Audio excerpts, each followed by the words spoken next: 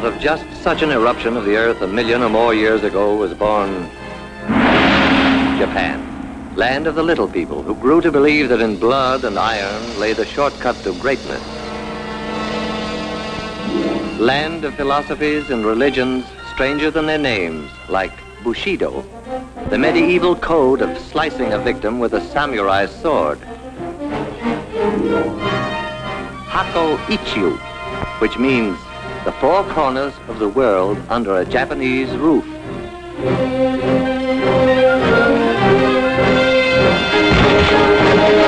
And Shinto, which assures its people that the answer to all things comes from the skies.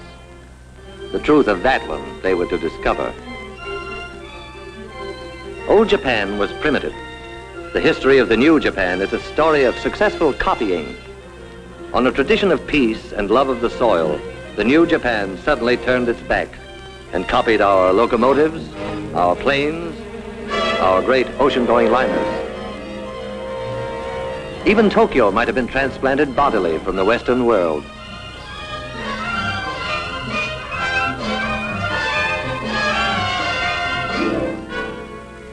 Japan's plans for world conquest were financed by the fine thread of an industrious caterpillar, woven into silk and stamped "Made in Japan" for its English-speaking customers.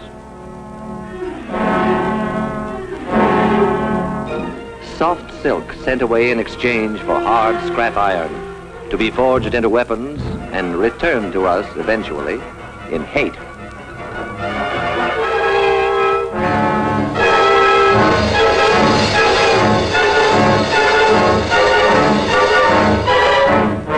Made in Japan became a sentence of death.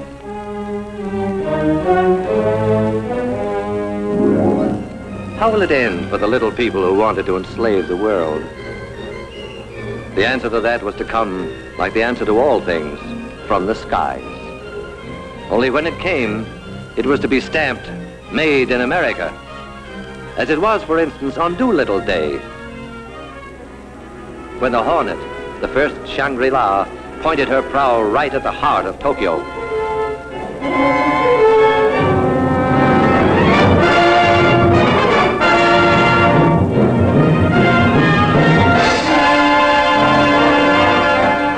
This was the first brief answer to Japan that came from the skies.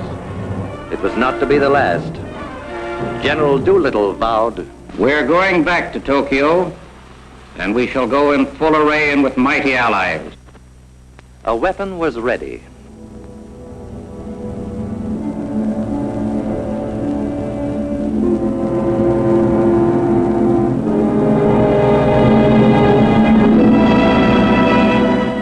Through these forbidding doors, ceaselessly, day and night, come trains bearing the materials that skilled hands weld, forge, and rivet into an instrument dedicated to the destruction of the enemy. This is only one of many plants that one day appeared where just the day before, it seemed, was pasture lands, or the place where they were building washing machines. When the workers reported for the first time, few of them guessed the exact nature of what they were building. They knew that a giant plane would result, but beyond that, it was largely conjecture. But then the day came, inevitably, when the pieces of their jigsaw began to fit together. The day when the mountains of material and the millions of man-hours all combined to confirm the assembly line rumor, the washroom gossip, and their honest-to-God American curiosity. They were building the mightiest aircraft in history. They were building a plane for the Army Air Forces that would reduce the huge fortresses and Liberators to medium bombers. They were building the Boeing-designed B-29 Super Fortress. And this is how they built it. Enough aluminum is stored here to lay a silver carpet over every street in Tokyo. Aluminum sheet to be brought to life by these machines and the workers who operate them. They give it shape and personality. Their stamping machines, their presses, lathes and drills, coax it and pound it and pierce it into the multiple patterns prescribed in 50 tons of blueprints. It was bauxite a month ago, dead in the ground. Miners dug it out of the Arkansas hills. And then in some distant factory, bauxite came in at one end and aluminum sheet rolled out the other. One day from now, in the stratosphere above the clouds, it will mirror the sun. In a month, out of the ground and into the sky. These will be the wings to take it there.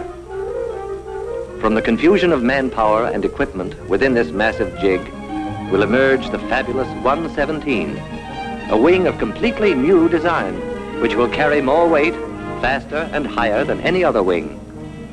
The jigs themselves, the fixtures and the tools were designed so that unskilled workers could be expert with them in a week, whether they were farmers or clerks, cotton pickers or housewives, salesmen or ex-soldiers. The wing is of awesome weight and dimension, yet a girl can lift it with about the same effort that she would need to adjust the flower in her hair. Space and the handling of bulky parts have always been problems in assembly production. The engineers who designed this plant solved both problems at once with a few strokes on their drafting boards. They moved traffic to the ceiling. Thus, they allowed workers more time at machines, and machines more time at work.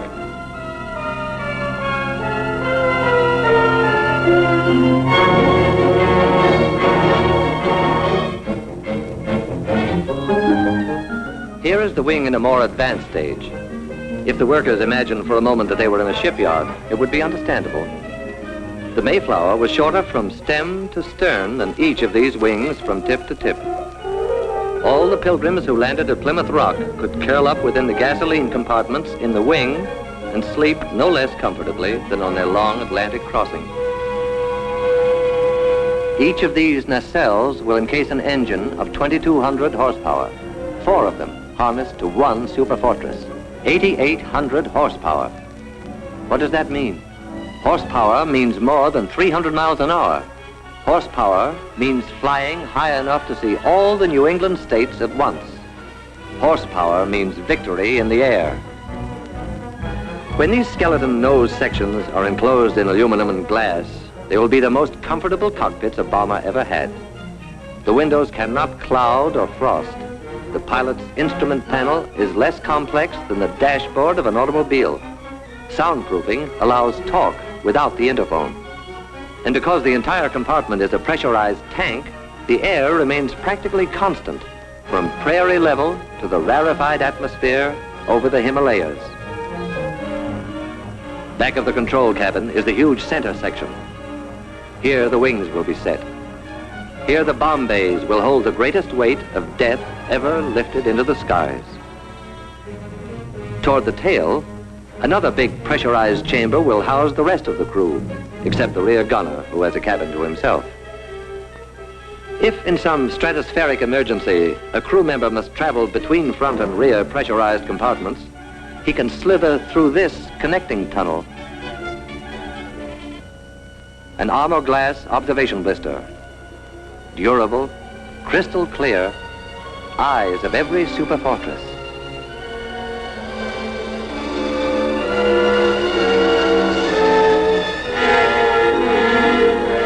The prefabricated sub-assemblies are manufactured by other contractors and shipped to this plant by the carload.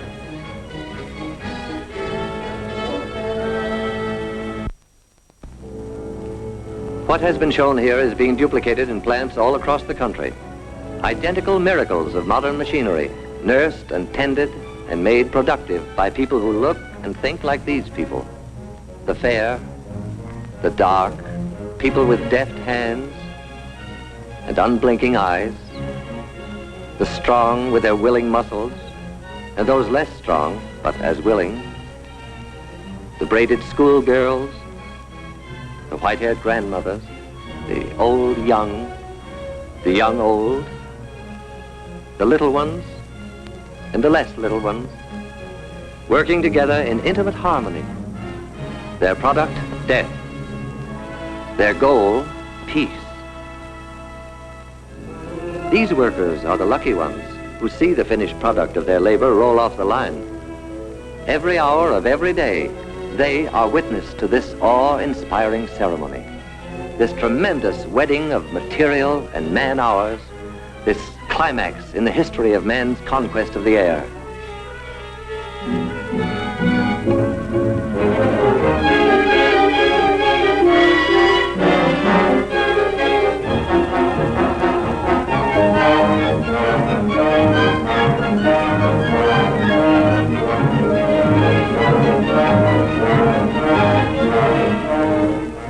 But what of the others who helped, however remotely, to create an aerial weapon they have never seen? The lumberjack who felled the trees that became the blueprints of the B-29. The bauxite miner in the Arkansas hills, and the miner of iron and coal. The builder of guns and engines and propellers. The grimy, sweating men who cast the cylinders and forged the crankshaft.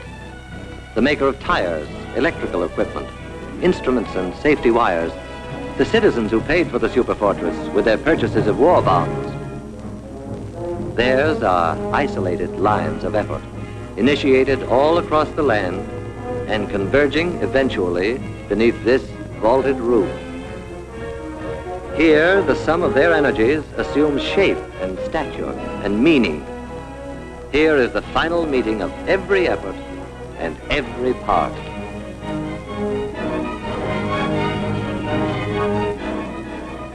A bold insignia will proclaim to the enemy that this is the proud new weapon of the United States Army Air Forces.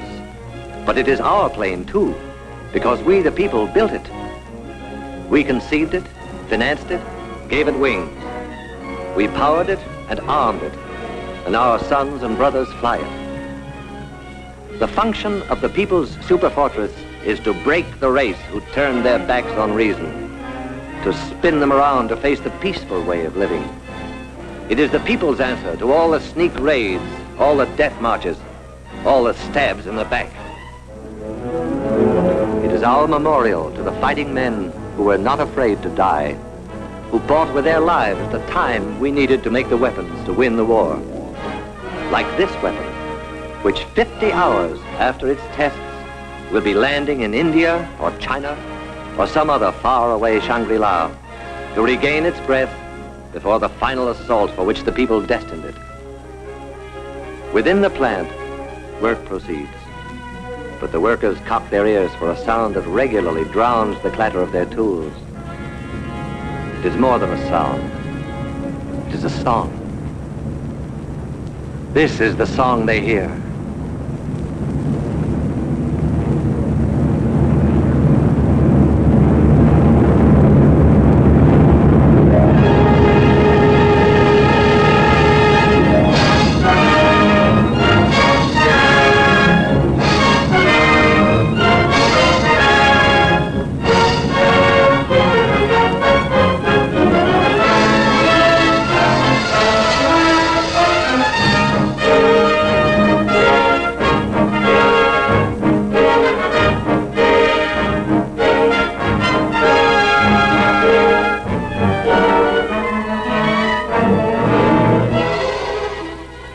The story begins in 1939, when the far-sighted Army Air Forces said, "We want a plane for our defense that can fly a bomb load thousands of miles out to sea and return."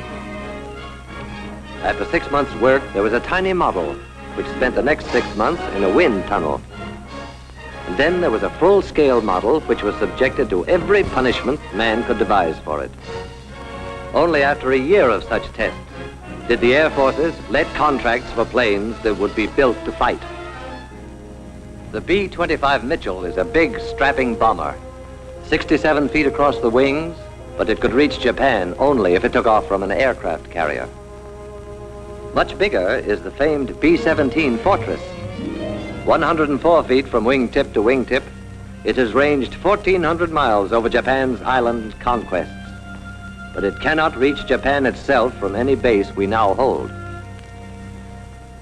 The Superfortress, wingspan 141 feet, longer than the Wrights' first flight through the air at Kitty Hawk. Range, altitude, and bomb load, secret, though the Air Forces do say of them laconically. Very long, very high, and very large. Because it is a global bomber, around it has been built an entire new Air Force, the 20th. The 20th War Theater is the world itself. Its operations room is the war room of the Chiefs of Staff in Washington. Its planes will be treated as a major task force in the same manner as a naval task force is directed against a specific objective. Watch it come in for a landing. A revolutionary set of flaps that constitutes nearly 1/5 of the wing area gives the ship a low landing speed and a shorter landing run than many a plane half its size. All this great weight of Superfortress is supported by a tricycle gear whose tires require less pressure than a child's bicycle.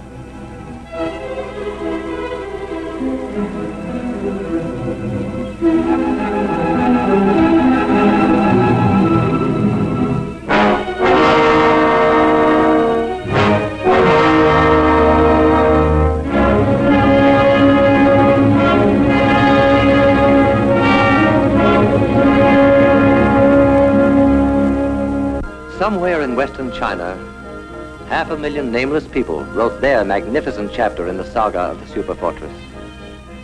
2,000 years after their ancestors built the Great Wall for the defense of China, these farmers transformed saturated rice paddies into airfields for offense against a new invader. They had no machinery as we know it, only their million hands and a searing memory of anguished years since Japan set out to annihilate them. Stone by stone, layer after layer, bound together not just with muddy water, but with the blood of their brothers who died under the samurai sword. And soon there were runways to bear the weight of a whole fleet of superfortresses. Revenge for the nameless people was close at hand.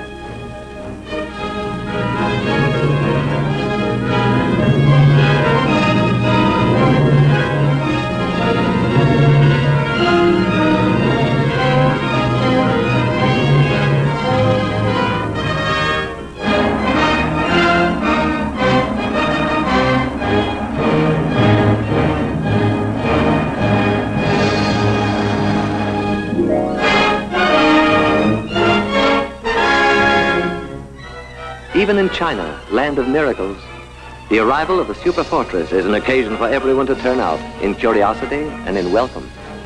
A welcome now, but journey's end on the other side of the globe is only the beginning of another, grimmer journey. The tanks will have to be filled, the engines given a final check, guns armed, the bombs set in the racks, and then briefing. And the assembled airmen will listen to words that a few years ago would have been fantastic, but today roll casually off a briefing officer's lips. The target, gentlemen, is Japan.